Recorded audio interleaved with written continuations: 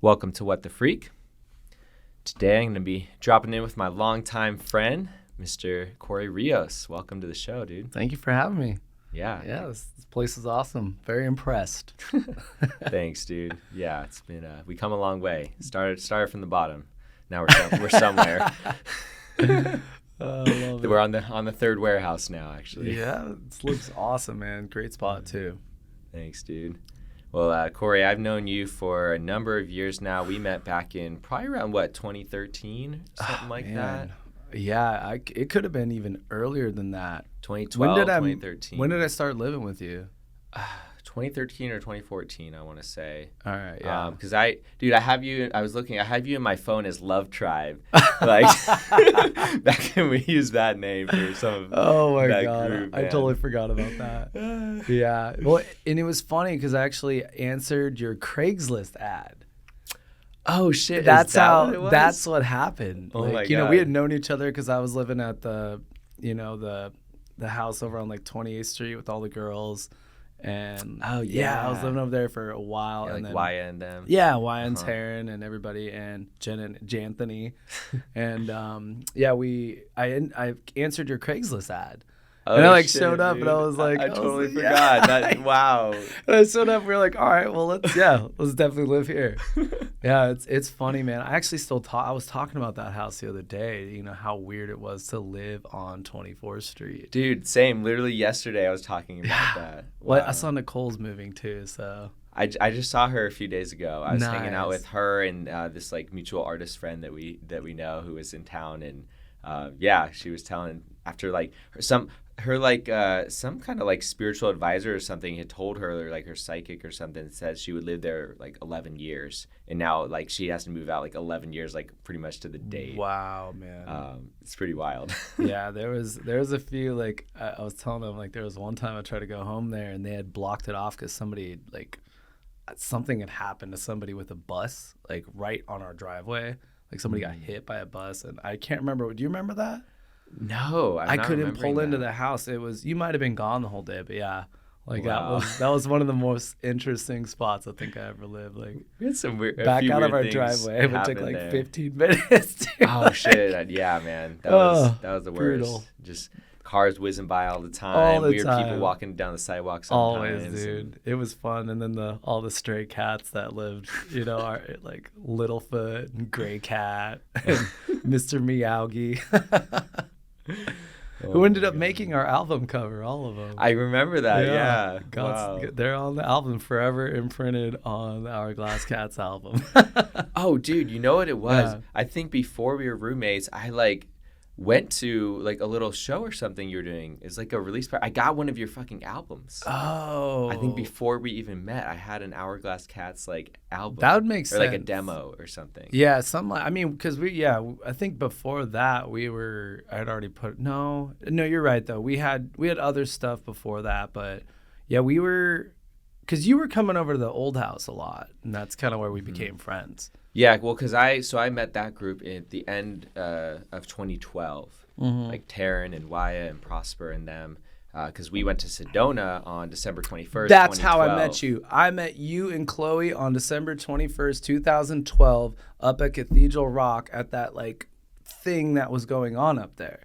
And I don't think I went to that thing. I think we were both in Sedona at the same time, but I don't know that we actually crossed paths because me and Max drove up together, and we didn't get there till it was nighttime. That's what it was. Because we left after I got off work. I remember we were putting the pieces together, and I met Chloe B there. Okay. And then I can't remember if Wya or somebody was there, and we didn't even meet or talk technically. And then I lived with them, and we were I remember all of us at that house were putting the pieces together.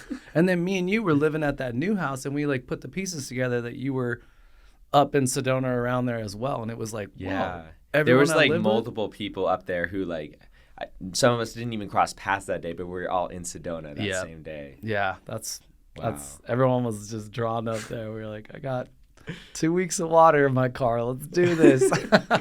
Oh shit. Yeah. Well, dude, we already kind of chat a little bit, but I'd love for you to just take a minute to introduce yourself. Who are you? What do you do? And then we can dive into something.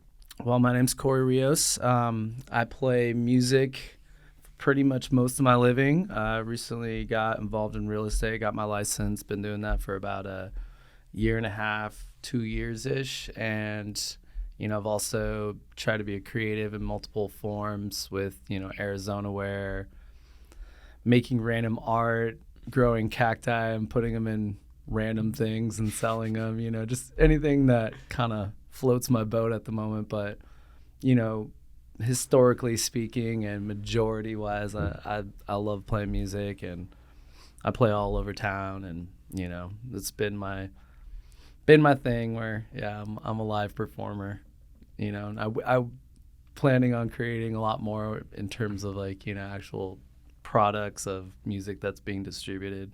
But live performance is just kind of what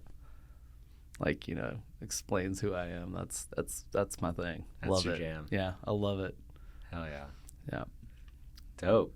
Well, I know we had kind of chatted a little before about potentially exploring something around like kind of like the business of creativity, or just is there something around kind of what you were sharing with me that you want to dive into first? Yeah, I mean, I'm gonna blame it on being an Aries, or I'm a little bit stubborn. I've never really been the guy to follow rules and to step into like 9 to 5 lives. I like my life like very spontaneous, and for those kind of people that like to create their own paths, like being an entrepreneur. And I'm not out there technically creating a new product. Not that like music is something that's new to everybody, but starting a brand, because even being an agent, you're technically your own boss. You're deciding about how you want to market yourself, what kind of people you want to work with,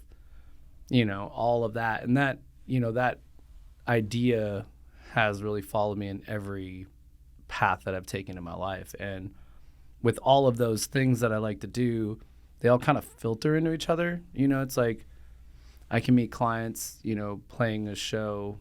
Let's say I go play at one of the hotels I play at, and I meet somebody from Canada or wherever. They're going to come up. They come up and talk to me, or I come up and talk to them, and they already, I have an excuse to talk to them. And, like, oh, yeah, I would love to move to Phoenix. Same thing with, I've had real estate clients where they come to all my shows now. Like, shout out to Oscar. Like, Oscar's my dude. Jacob. Like, I've created now friends that are like actual friends through all these different platforms. Even bartending, that's not necessarily an entrepreneur, aspect of my life, but, being a bartender 1 night a week, 2 nights a week, I talked to so many people, and, last night, passed out like 5 stickers, and they're like looking it up, and they're like, oh, cool, this is great, man. Like, I just thought you did, I just, didn't believe you did it. And then they're like, here's $40. And I've actually gotten clients from being, a bartender. And it's just, I think like, I've always thought as music as a vehicle. And I think the key to like being successful in anything that you do is like, I remember I used to teach like workshops to like, how to be a musician or how to make money as a musician. And I think the key to it, in my mind at least, is like music is like my CRV out there. It's like, I'm not going to be the fastest CRV driver in the world. That's just, it's not going to happen, But if I think of, my CRV or like music, the way as a vehicle to get me to where I want to be, to do all the things that I want to do, then, you're not going to be disappointed. You're always going to be like, because it's like, I love music, but, sometimes doing what you love, it's like a wet rag, and you're just, just consistently wringing it out. And, it can be hard to like, those other things fill up my passion too, like art and gardening and growing cacti, or, even doing, I do love real estate. I love watching Phoenix grow. I'm born and raised. So those other things fill up my cup. Whereas if you just have that one thing that you're doing, and it's like, I have to be the best and I have to go the farthest with this one thing, it's just, it can really drag on you. And I think that that's the key is, like for me at least, I love to have multiple things kind of, multiple little snowballs and pushing down the hill. And you never know which one is going to like start an avalanche. And they Yeah. all, maybe they'll become one big avalanche. Like, who knows, But I think that's the key in my mind. That's what's worked for me, like in terms of, the idea of being successful, because it's not necessarily about money. For me, it's more about experience and, making sure I'm happy and satisfied. Yeah.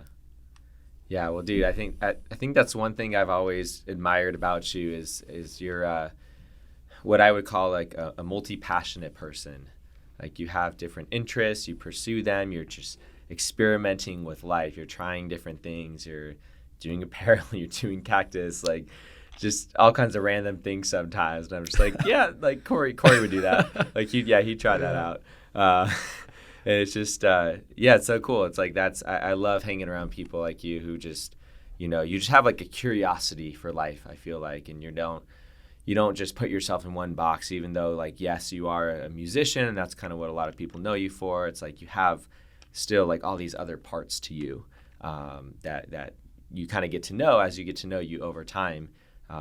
Similar to one of our good friends who I was actually hanging out with this morning, Taryn, who's also a very multi-passionate individual. And, I love Taryn. She's fucking She awesome. knows I love her, too, dude. She did that song. I had her... Man, she came by to like borrow I think it was my looper pedal or something like that.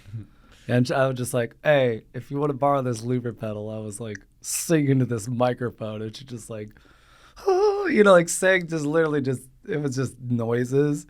And man, I just chopped it all up. And it's funny because I can't tell you how many people have been like, and it's just an instrumental song. It was like just sax and Taryn.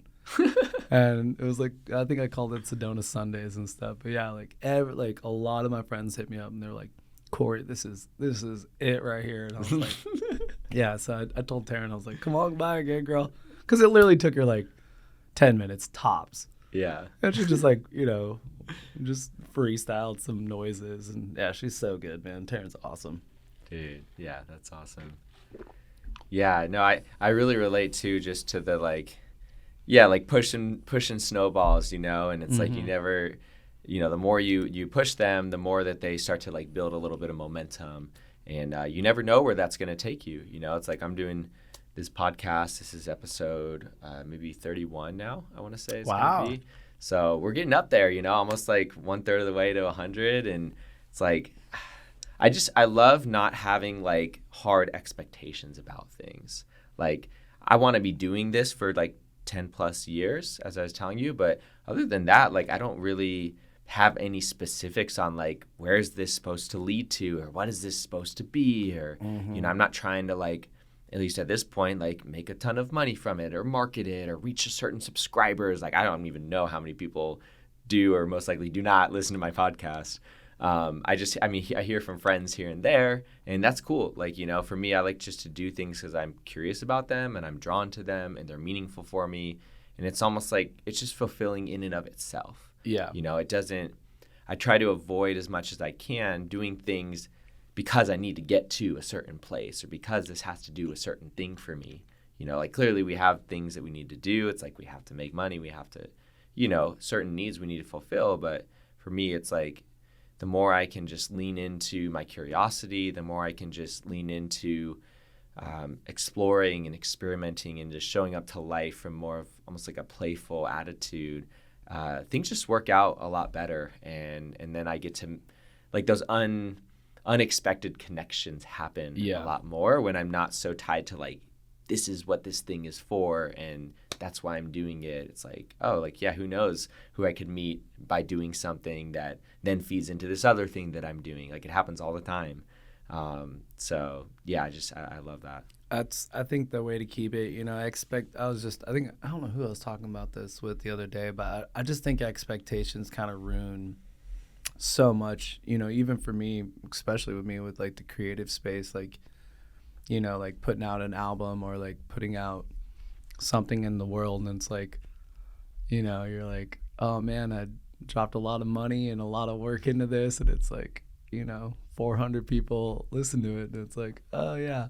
And it used to like bum me out and it'd like make it so that I didn't want to keep creating, and then I like had to like reevaluate what I'm doing that for, and like in the end I started realizing I'm like, I don't really care. Like, I'm doing this for, like, I don't know, my nephew to listen to one day, for me to, like, look back and be old and just be like, look at this thing I did, It's like, and if you start kind of doing life like that, then it doesn't even matter, like, who sees it, as long as you're happy with, doing it, and you're doing it for fun, and it's like, Yeah. Not every event that you go do with Freak Brothers, you're like, all right, here's some money to go do this thing, you're like, all right, yeah, well, I need to pay the bills. And I'm not necessarily talking about, like, some of the gigs I play, because it's strictly for money sometimes. Sure. It's strictly, it's like, do I want to go do this thing? No, I don't, I'm not feeling it. It's my third gig of the day. My voice sounds like this, but when it comes to, like, the creative side, there's just certain things where you just have to, like, cut expectations. Like, I remember hanging out with my friends, and this is not a good practice, because it's like a negative kind of practice. But I remember before we'd go out, we'd always, like, be like, all right, man, so tonight, the party's gonna get broken up right away. Somebody's gonna try and fight us, and, like, all this shit. We'd always set, like, the lowest, like, the worst expectations for the night. And every time we did that, it was like we'd have the best night ever. But whenever we had, like, expectations for something, just be like, oh man, you should come, let's go do this, it's gonna be awesome. It'd always be like, that wasn't that cool. Mm-hmm. And I kind of started to realize that, like, expectations kind of ruin experiences, at least for me. Yeah, and I think the key is, and it's hard, man, like, it's really hard not to, it's like everything you do, it's like, it's so ingrained in us. It's ingrained to, to, like, what do I prepare for? What am I expecting to happen? Like, what am I going to get out of this? Yeah. Is it going to be worth it? Mm-hmm. Yeah. And I think, like, if there's a practice, and, like, that practice I talked about with my friend, like, I'm not sure if that's the practice, because you don't want to manifest something bad into your life like that. But if there's a way that works for you that's, like, got a positive aspect, like learning how to, like, just clear expectations and just kind of just be like, hey, we'll just do it. Just go for it. Yeah. Yeah, kind of what I'm hearing in that is, like, kind of clearing space for you to actually just show up and be present. Mm-hmm. Like to just show up and whatever this experience is, like, you're available for that, like, you're open to it. Mm-hmm. And it just, like, yeah, even, like, positive expectations perhaps can be similar to, like, a hard negative expectation, because you're limiting your experience. You're limiting the range of the experience you have, and then you're, like, creating this kind of weird anchor point that, like, if it's not this way, then Mm-hmm. like, you're gonna be disappointed, or you can't even open up to a different kind of experience there, rather than just be present and then get the most out of the experience, whatever it is. Even if it is someone comes up and tries to fight you, like, then that gets to be your experience. Yeah. And you just, I don't know, hopefully can approach it with more of, like, a lighter attitude or something. Yeah. One of the things that I've always laughed about, like, when you get together with your friends, especially, like, I'd run into, like, grade school friends or high school friends, or even better, like, my sax player Chaz is over at my house today, and he, like, FaceTimed my bass player. And it's like, I don't know what it is. Maybe it's just because, like, I always thought I was going to be a comedian. Like, comedy and just laughing is literally, like, that's the key to my life. And I try and, like I try and bring that to everything. Like, that's just, that's what I love to do. Like, laughing is my favorite thing. And that's, to me, like, I feel like I am rich because of, I think that I've probably laughed more than, like, anyone I know. Like, I've laughed harder than, like everyone I know. But the funny thing about that is that when you look back on, like, your life, like, the funniest experiences and all these things that happen are usually, like, at the time, the worst.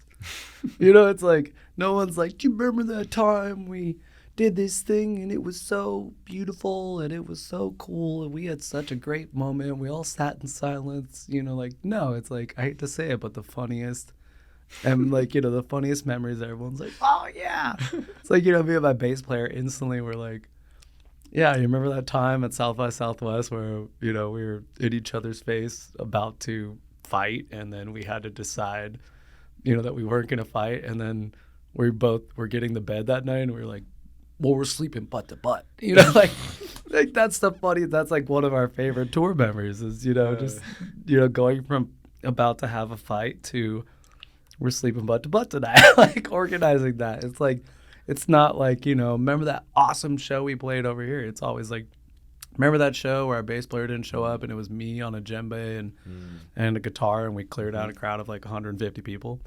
Like, that's the funniest, man. Those are the ones that like builds you, and that's what makes like the character. And I think that that's something to think about because, at the time you're going through something bad, and it's like, and it's not just with comedy. Like, all the worst things that happened to me in my life made me who I am. It's like, man, I wrote songs all about this. It's like when my life is going good, I'm making money, I have an awesome girl, or just everything is going good in my life, man. Like, what happens?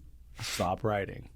And then my life starts falling apart and I cannot stop writing, like albums after, it's like, it's, and especially being an artist, or creative, I hate to say it, like, being a creative, I think that's why people become creatives is because, we're hurting and, we need a space to,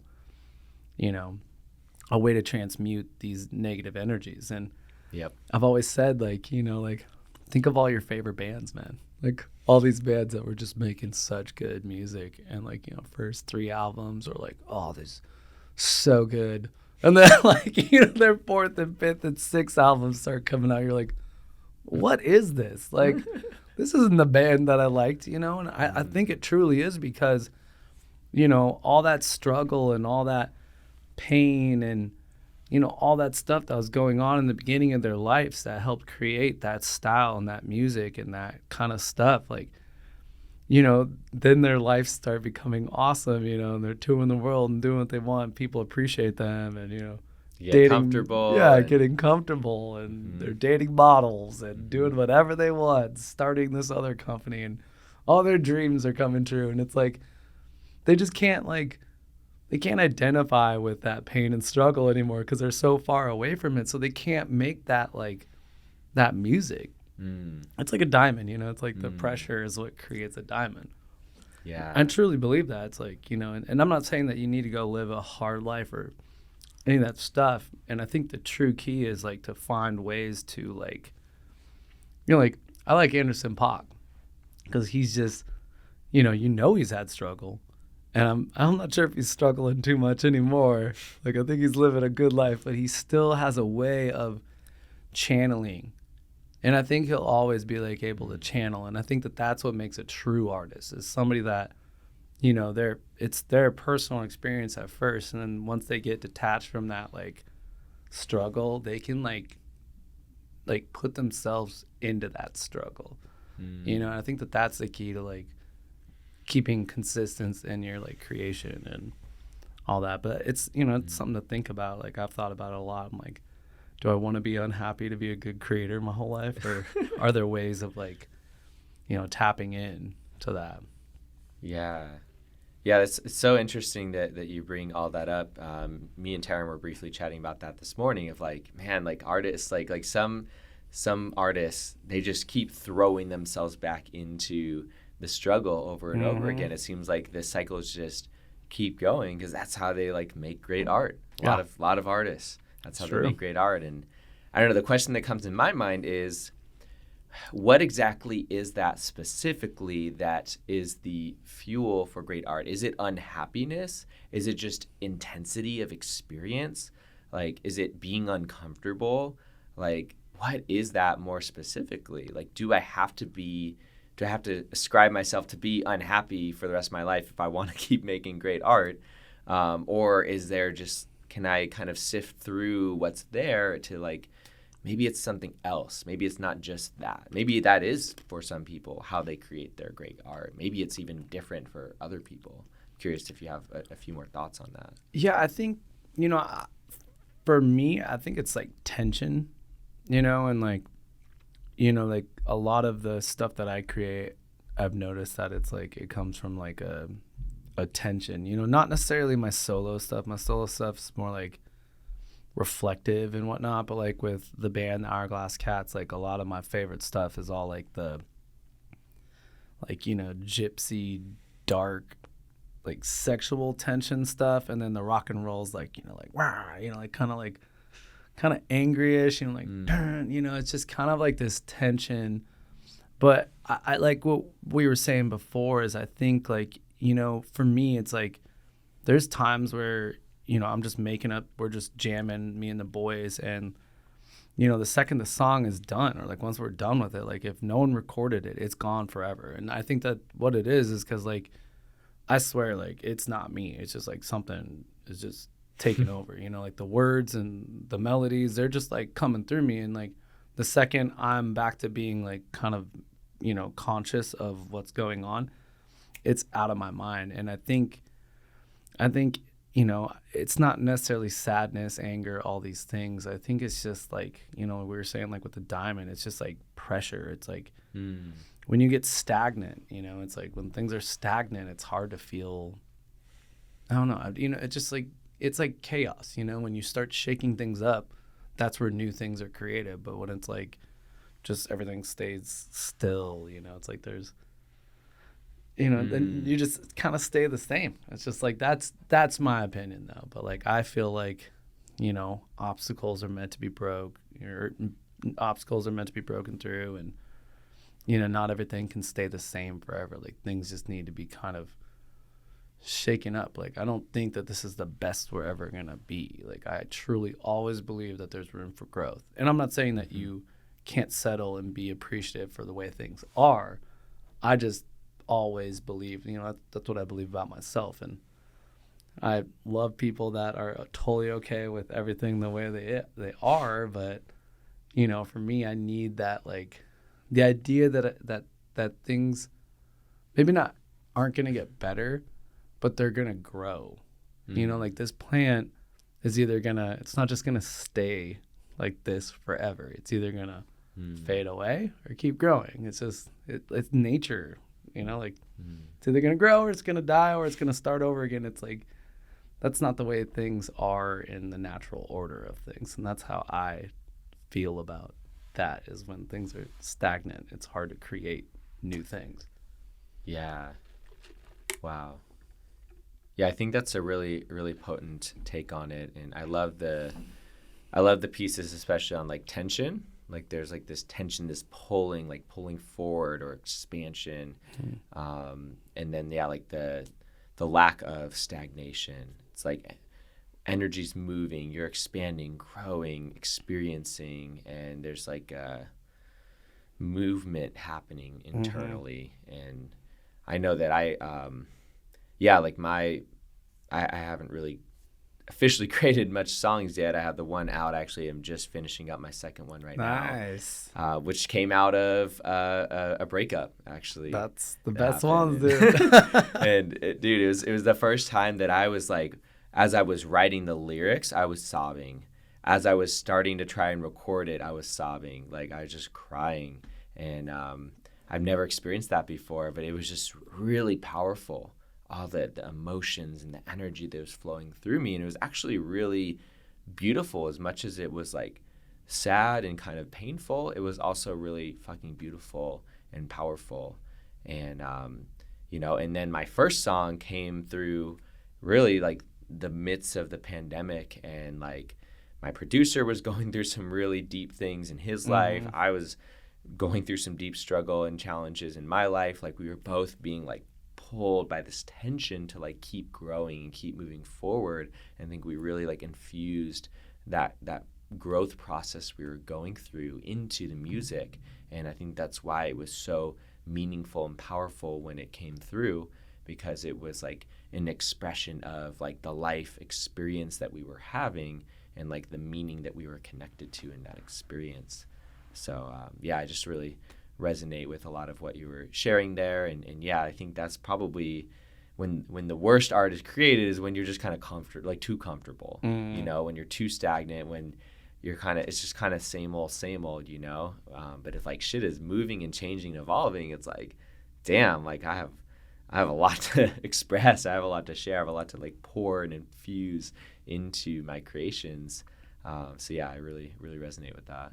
Well, and I think, like what you were saying is like, for your relationship ending, how it brought up this emotion with you. And then like, I feel like a lot of people become artists in order to work through and kind of like process. So like, it's a terrible thing. Like, but like when I start a relationship and I'm like in love and all this stuff, like I'm not sure if I even really have any songs where like, I'm so happy to be with you. Like it's always like breakup songs and all that because, that's my way. And the second it's on paper and it's through me and it's like out there, because it's also like really hard to, release something like that, to show that side of you, and like be vulnerable. Like it's something you have to like go out on a limb for. And like the second it's out there and it's done, for me, it's like, that's my way of like, wiping it away from myself, and I think that's, why it evokes such stuff, because now that it's out there and it's done and like, like that, you can kind of like officially move on. And, it's not as simple as that, but that's like, for me at least, like, that's like, all right, cool. Wiping my slate clean, I got everything off my chest. That's my way of doing it. But yeah, it's, and people don't, other people have different ways of handling that. But I think that creatives, whether it's art and, art, the greatest art, I think, is transmuting negative energy and putting it into a way that like somebody else can, and this goes from like music to like actual physical art to anything, to make somebody who's feeling something that they don't know how to like, or they feel alone, and making that person not feel like they're alone, like somebody else has been through it as well. Yeah. And that's like the true art. But when you're like super happy and you're like, oh, I'm so happy, and then people are like, people that are already happy, like hear this song, they're like, yeah, I'm happy too. But it's something they already know and they already feel. And it's like, they already feel like there's a bunch, like, but somebody who literally feels alone in the world and they listen to music. Like, how many times have you seen somebody comment like, on like, oh, you saved my life, blah, blah, blah. Yeah. Like, that's not coming from the I'm so happy song. That's coming from like something darker, like something that somebody's going through and makes Someone's them like feel been through a process. Yeah. And it's, and I'm not saying that you need to create that type of stuff, but I think that to me is like, a little bit more of the deeper, like that's a more difficult thing to do, to take a negative energy or something sad or something like that and transmuting it into something like that's light. That's a harder thing to do than just take light and make it into light.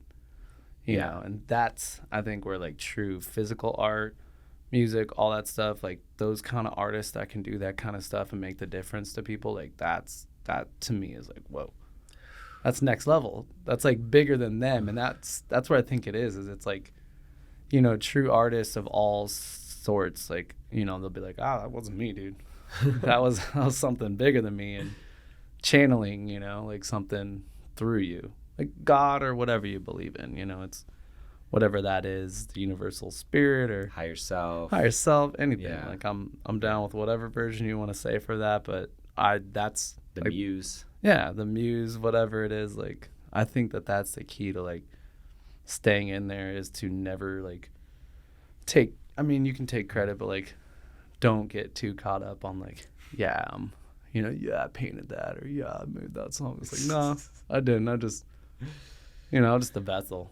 Yeah, it's that is a very interesting topic that I'd love to go into a little bit more on like who is creating the art, what is being created, what is this art that's being created, where is it coming from, and why is it happening, and why sometimes does it happen and other times it doesn't happen. I don't know. Any piece you want to jump in on there, I'd be curious to hear a little more on your perspective on that. Man, I wish I knew more on that, because it's like, it's like there's just sometimes where I'm trying so hard to make something and like, nothing comes in. I'm like, this is not that cool. And then there's like times where I'm like driving in my car and it's like something just like melody hits me and I'm like, like, what was that? And then it's like, I'm like trying to remember, I'm like trying to get my voice memo out. I'm like, beep, da, like, and I'm like, that's not what it was at all.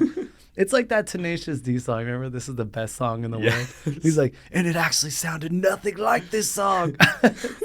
Because it's, man, I don't know. I think it's just spark, like the spark. Like there's just, just something like comes through, It's just like a good idea, and it's not just with creativity. It could just be like a good business idea. It's like, it's like, oh, this would be an awesome idea to create. And I mean, it's the same thing. It's just so random. Like that's, for me, like we were just talking about like how, we don't listen to much podcasts. And like now I'm to a point where like, I've just kind of hit like a stopping point where I'm like, man, I've already heard everything. And like, it's not too much cool music coming out that like I like to vibe with. Or if I've, if there is new cool music coming out, it's like I feel like I've already just heard them a bunch. So like I've just been sitting in silence like while I drive, like just driving down the street, listening to everyone like honking at each other, homeless people being like, "Hey," like, because to me that's I don't know. That seems to me where I get more of my ideas, because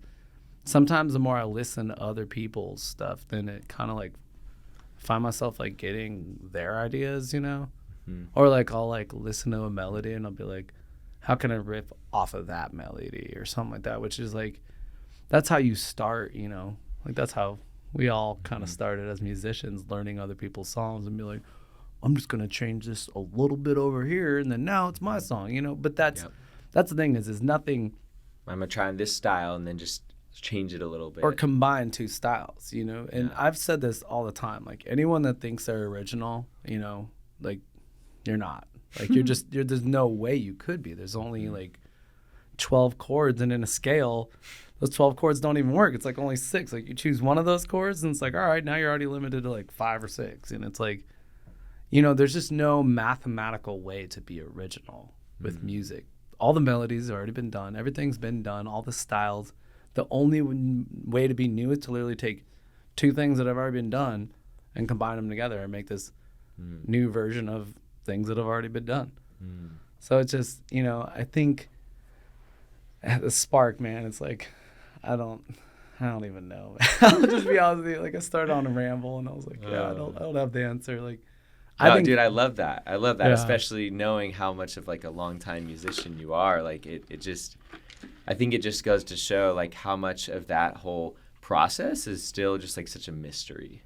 And it's like, I feel like certain people have like little pieces of it figured out, at least for themselves, but it's not even to say it's like, one person's creative process might have nothing to do with your creative process, Someone's creative process might be sitting in a bathtub and drinking some gin and like, and just starting to like, yell or who knows. It's like, I think each person like has to find their own creative flow and their own creative process, and that's even going to change day to day and over time. So it's like, it's like one of those things where you like can't ever quite pin it down, and it's like as soon as you think you got it, like you don't, and then it just, the rug gets pulled out from under you, and like it's wild, man. It's very true, man. Like, I've always respected artists that can sit and like write down stuff and like literally write a story, and like, like where they're like, where it's lyric driven stuff. For me, I'm just strictly a melody guy, and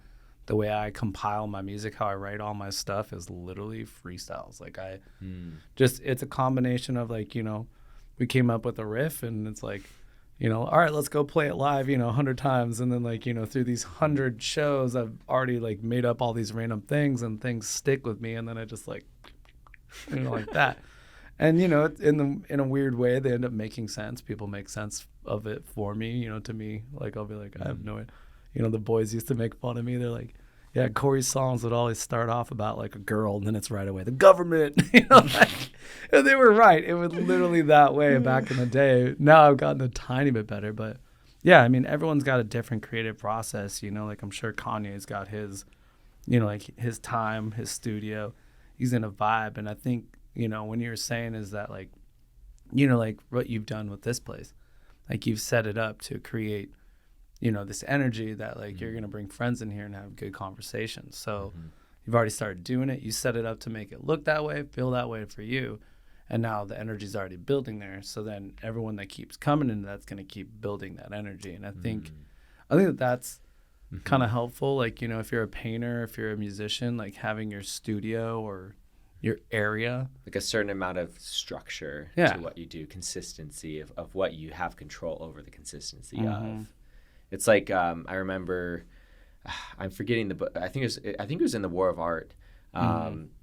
Something about like, you know, you never know when like the muse is going to show up, but if you show up at 9 a.m. every morning, it's like you're giving yourself the highest likelihood for it to show up then, because then it at least knows when you're going to be there and you're going to be available for it. It's like, okay, cool. So like there is this weird kind of randomness to it, and the kind of more like the feminine that you can't ever really like expect, and it flows and it moves and it changes and it shifts. Yet there is this like masculine as well to the creative process, where it's like, perhaps if you control enough of the pieces that you can control, then you give yourself a higher likelihood. You know, it's kind of the whole when preparation meets opportunity. The more preparation you do, the more you're ready for when opportunity knocks, which you can't always expect or predict. Yes. Consistency, man. That's, I think, the key. Which is, man, something I struggle with. Bro, you are a lot consistent as hell, dude. For anybody that doesn't know Nathan personally, like, Nathan is the most consistent, organized, structured person I've ever met. Like, I remember when you were talking about starting Freak Brothers. And you were, at the time, you had, like, the food truck you were kind of doing. You were starting it. But, like, you were, you know, like, you didn't have the storefront, all this stuff. And just hearing you say you were going to do this stuff, you went and worked for Chipotle so you can understand the systems of running it, because you liked the way Chipotle ran. And just, man, look at you now. Like, you know, you're like, man, even your roommate emails. I remember Chaz would answer my band emails, and he's always like, he'd say it every time. He's like, man, Nathan is like, he's organized. Like, because he would see them and they were so perfectly, like, you know, structured and organized. Man, no other roommate in my entire, I've lived with like 200 people. Like, I can't tell you how many people I've lived with in my life. Like, crazy amounts of people. And I'll tell you right now, man, you were by far the most organized. Oh man, that's funny. I find it hilarious, but also thank you for that. I need that reminder, because I feel like such a mess, and like my life feels like such a mess. And you can ask my assistant Honey for sure. She's seen some of the shit show, the behind the scenes of my life. God bless you, Honey. But it's so funny, because on the outside, and how a lot of people experience me is that, and I am that, and also I'm a mess like anybody else, dude. I think I just hold it together a little better than some other people, and I think in the most important ways, I am organized, and almost out of necessity, because I also operate in such a disorganized way. This is actually a realization I've come to about myself recently. I grew up in a family of like business people and like left brain thinking people. Like, my parents generally operate in that way. My brother Nick is like a fucking left brain genius. He like triple majored in math, computer science, and economics in 4 years at ASU, valedictorian, like crazy freaking genius. Next level stuff. You know, and then my oldest brother is also super good at like kind of the hard number side of business. He's an accountant major, you know, and I kind of tried to fit in that mold. And I've realized more and more recently that it does not come naturally to me. And I learned because I was just around all those people, but it was really freaking hard for me. Like to be organized and to be on time to things, and to like almost a necessity of the environment I was in, and trying to almost live up to my siblings and my parents' expectations. I learned how to do that, but it did not come naturally. Like, when I was in early elementary school, I didn't understand the concept of time nor turning in homework. So I would like never turn anything in, and like my mom had to eventually like ban me from playing Nintendo for a while, because she was like, you have to turn in homework. I'm like, what? Why does this matter? Like, I was just on my own time in my own world. Like, I finally last year was diagnosed as ADHD, actually, which I knew for many, many years. But so yeah, it's funny, because I feel like I'm around a lot of creatives and around a lot of people who like struggle with that too, and I just happen to be the one who's worked the hardest on it, but it still doesn't come naturally to me, which is also why I laugh at it, because I'm like, if only you knew like how my process works. It's like the most fucking disorganized thing that I still to this day have such a struggle figuring out a lot of times. But I've kind of like set in place certain things that like kind of like run themselves now, that like my life is generally organized, but like me in my day to day on my edge every day, a freaking mess, dude. It's hilarious. I feel that, man. But it's like, hey, I've been consistently putting one podcast out a week every single week for half a year now. Like, and running a successful business with employees. Yeah, like awesome. They show up every day. They make great pizza. We get good reviews. Like, yeah. So it's the whole organized disorganized thing is a interesting conversation around being a creative. And yeah, to kind of tie all that back together, I more and more realize like I'm a creative dude. Like I'm a creative type, and it's taken a lot of pressure that I had put on myself for so many years of like shaming myself and getting down on myself for it being so hard, near impossible to like show up in certain ways and to learn certain things. I've kind of like taken that pressure off, which I'm glad I worked on all my weaknesses and now they're a lot of strengths. But I still find that like, wow, I actually feel so much better and so much more natural for me to like see myself as a creative type and more of a right brain type and more of like a people connection type of person. Because I was trying to fit myself too much in a box that like I actually don't really fit in and will never feel totally comfortable like putting myself in that box. So that's kind of a total tangent. But no, that's an awesome thing to hear because, me viewing you, especially, my personal experience of like trying to manage, my businesses and doing that. Like I'm a wreck, dude. I'm running like 40 gigs with like, rotating members off of a sheet of paper. Like literally I have this like notebook sheet of paper and I'm like, like, all right, Enrique, Chaz, and then I'll cross them out as they go, or like, it's like, tell me your day. But I think that I was actually thinking about this the other day and I was telling my girlfriend, I was like, like I'm an A to B guy. Like I come up with ideas all day. Like all day I just come up with a new idea. I'm like, yeah, this would be cool if we did that, like ideas. But it's really hard for me to go, from C to D or whatever. And Nate, what's cool about you is that you're a creative, so you got those A, Bs. But you also have that, like that side where you can like, all right, what are the steps to get from, B to C and then C to D? Like, all right, what are the permits? Where do I get loans? Like all the administrative stuff. And then how do I now I've got this business going, how do I keep the systems in place in order for it to kind of start growing and running itself? Because there's a lot of A to Bs out there and there's a lot of C to Ds out there. That's why, artists or a lot of people always need a manager or somebody, they need multiple people on their team. Yep. But to have what you have, which is like an A to D, you've got both sides of that. And maybe you didn't start with that, that left brain, C to D start, but you were, you learned the systems, you had influences from your family and maybe outside other people that helped you with it. But like those kind of people are the very powerful people in life. Those are the people that like, they don't need that other person. A lot of people spend their whole lives with like, if only I had an idea, man, I'm looking for this idea, man. Or for, me, it's like, I wish I had a manager that was on the same level as me. Like everyone's always looking for that other half. And, we always think that we need, and it's cool to see that you've actually taken those steps to cut out the need for that other person. Yeah.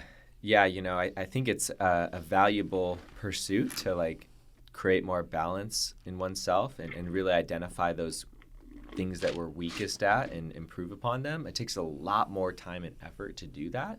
But, for me, I'll say two things on that. One is, yes, there is a lot more I can't just do by myself from start to finish, which is amazing. And I have done a lot of that over the years.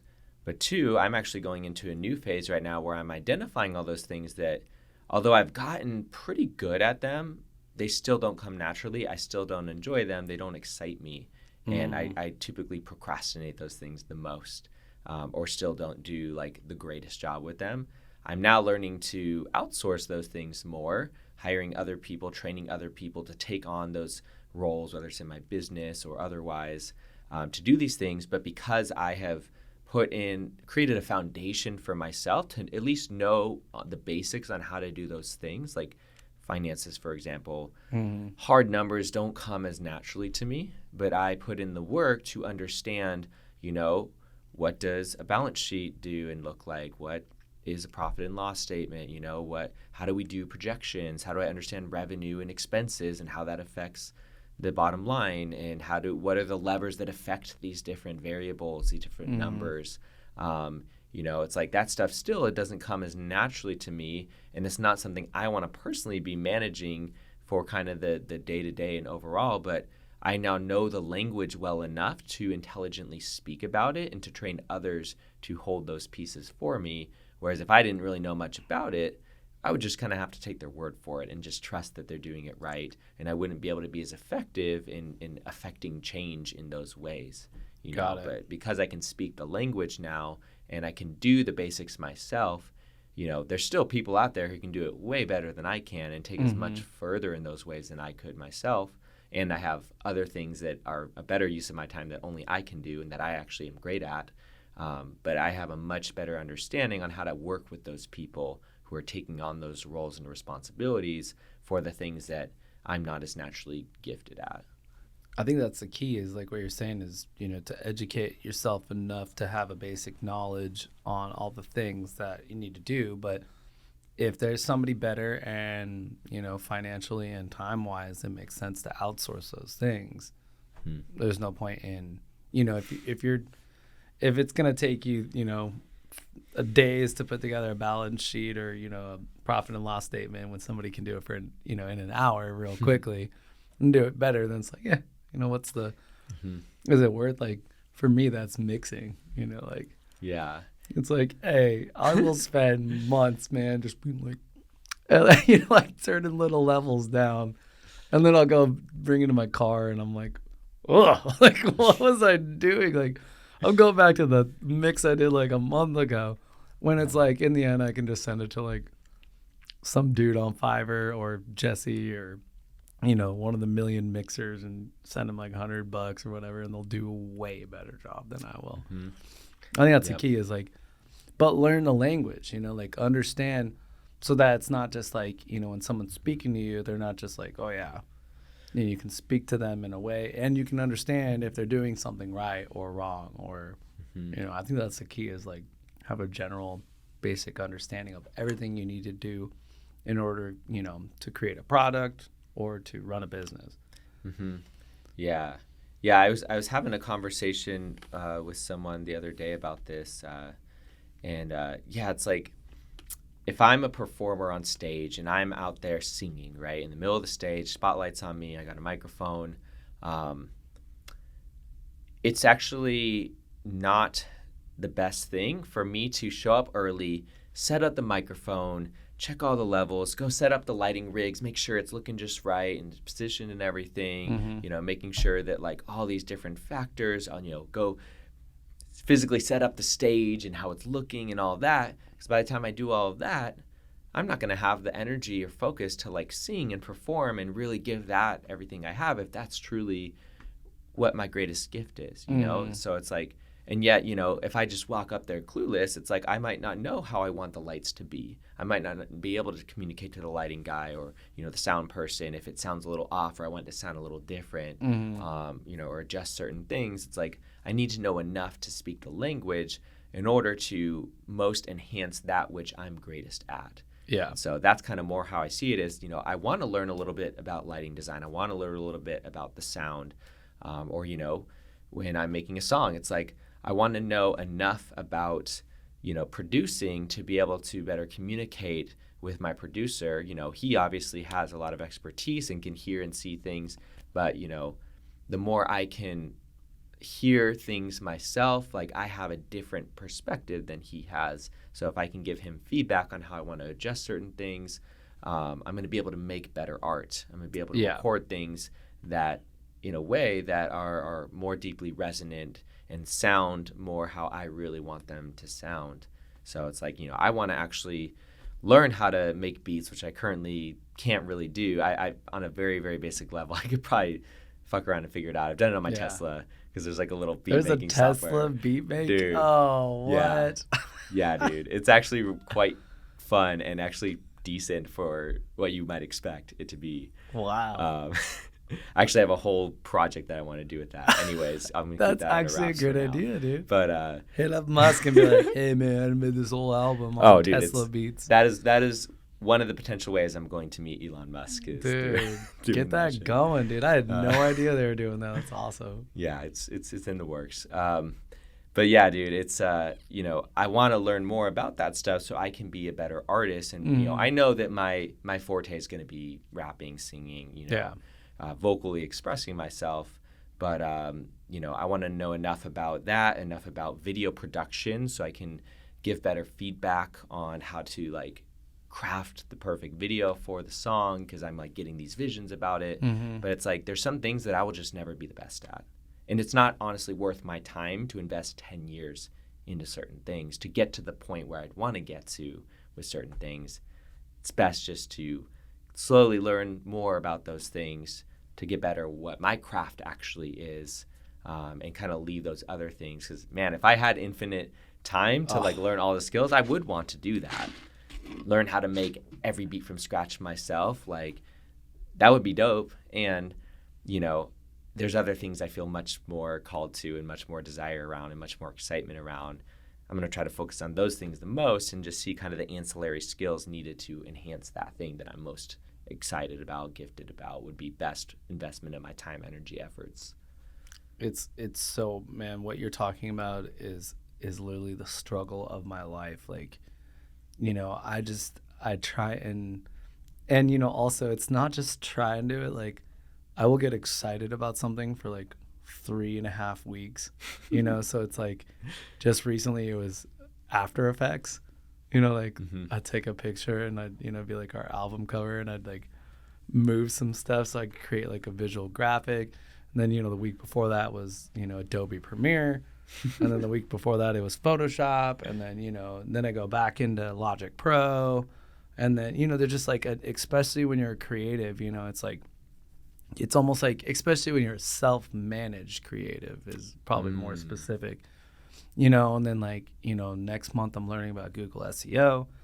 And then, when I'm closing a deal, it's like all I can think about is real estate or, it's so hard, man. I say that all the time. Like, I just wish that I had more time in a day, to learn about all these things, or even like for me, it's like, my looper pedal, which it's like my band in a box, for when I play by myself. Like, I just haven't had time to learn the RC300, the next step up. It's like, there's just, it's hard to be a creative or an entrepreneur or somebody with multiple passions because, a lot of the times, like, you want to do this one thing, like, rapping or singing or creating.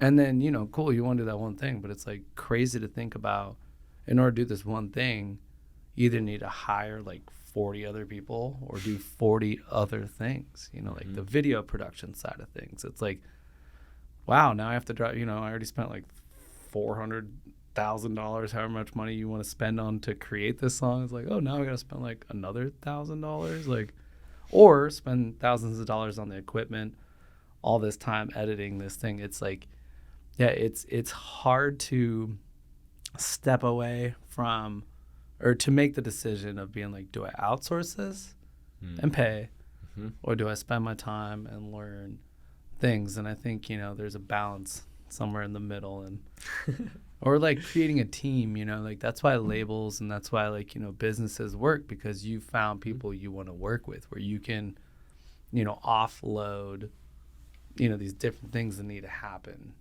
in order for, the business to work or this musical project or whatever it is. It's like you have to there's a lot more than just that one thing. It's cool, you know how to make pizza? Yeah. It's like, all right, that's fine. Oh, cool, you know how to sing? It's like, all right, now there's like a million different things we have to do in order for this pizza to get to a random customer, or for me, it's like for my song to get hit to this random person. Right, You know, to consistently deliver it on a high level to the right people who are looking for it and will pay for it. Yeah. How to like distribute it to customers that, you know, aren't just your, you know, mom and dad or somebody at your house that you're showing. Which, you know, I'll take a moment to play kind of a different perspective than is typically spoken about this topic, but like record labels, and again, there's a whole range of experience here, I'm sure, but it's like, yo, they do a lot of shit that like most artists who are just in their bedroom could never do, right? It's like there is a reason that they are providing a lot of value that has been oftentimes built up over many years and many connections and many refinements and many, you know, decades worth of expertise from a lot of different people to put together, where an artist can just show up, rap or sing, and then everything else fucking happens. Yeah. You know, there is something to that.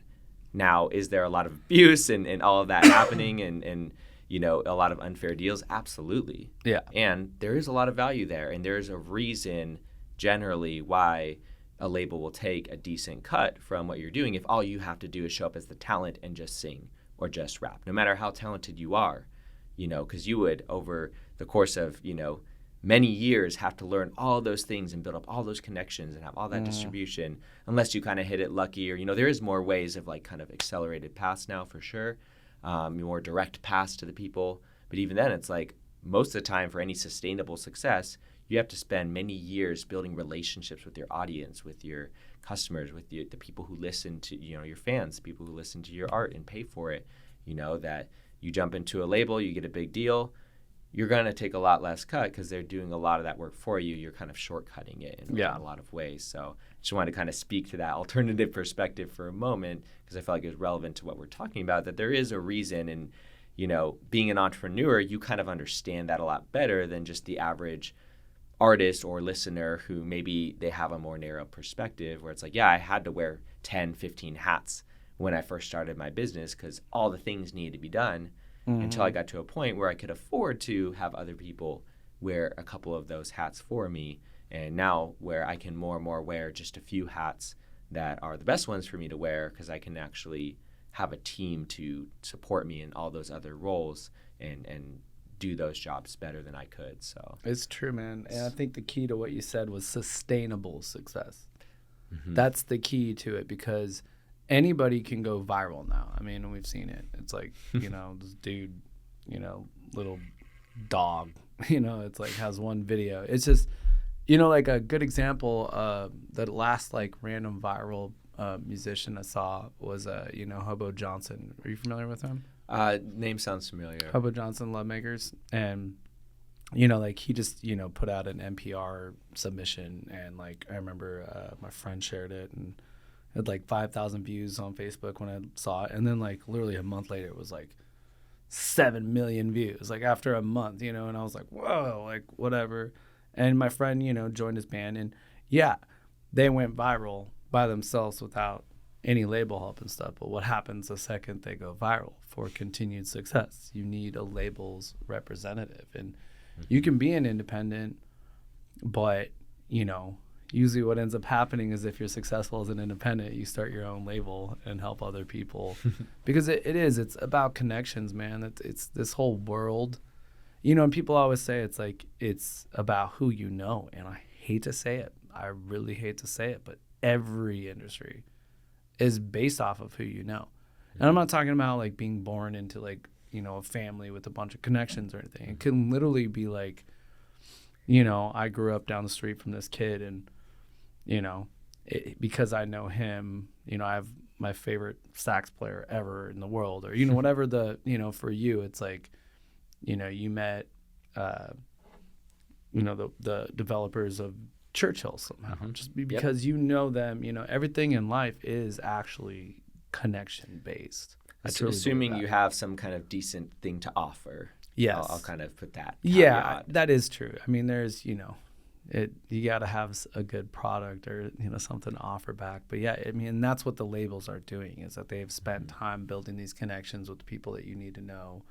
Or, you know, in your case, like, you know, you asked other business owners what to do, or like, you know, like the Chipotle move that you did. It's like, maybe it wasn't who you know, But these guys have a system that you need to learn from. So it is still like who you know. And then you probably... And I found my GM there. You found your GM there. Like because you were there. So it is who you know, because now he helps you run day-to-day operations. So it's, in the end, it is really who you know. Yep. Yeah. It's not about being born into it or like money necessarily even. It's literally about creating good connections, like through life, everything you do. Yeah. Cool, man. Well, dude, this has been a really fun conversation. You have any last thoughts as we kind of wrap things up here? No, just looking forward to some Freak Brothers pizza here. If anybody wants to check out some music online, you can check out the Hourglass Cats. My name, Cori Rios or River Rios. Got a few projects online there. And if you guys like cactuses, hit up Arizona Wear. AIR, Arizona Wear. Oh, yeah. Yeah, Dude, thank you for having me. Yeah, dude. I need another sticker, by the way. Oh, yeah. I think I got some in my car. I usually roll around with some stickers. You know how I do. I usually think that you do. Yeah. Yeah. Usually you're got him on tap. That's all right. That's one thing I do have to say to anybody is like, hey, you have a business, you have anything, you're a musician, starting a brand, dude, stickers all day. Dude, I need to carry them in my pocket more. I usually have some in my backpack or in my car, but like I always forget to like pull them out, and I just need to be like, there you go. That's what I do. I walk up to anybody, anywhere. I'm just like, hey, you want a present? Boom, boom, stick. Like no one says no to stickers, especially if they're like, it's cats and cacti. For me, that's easy. Dude. Everyone's like, oh, cool.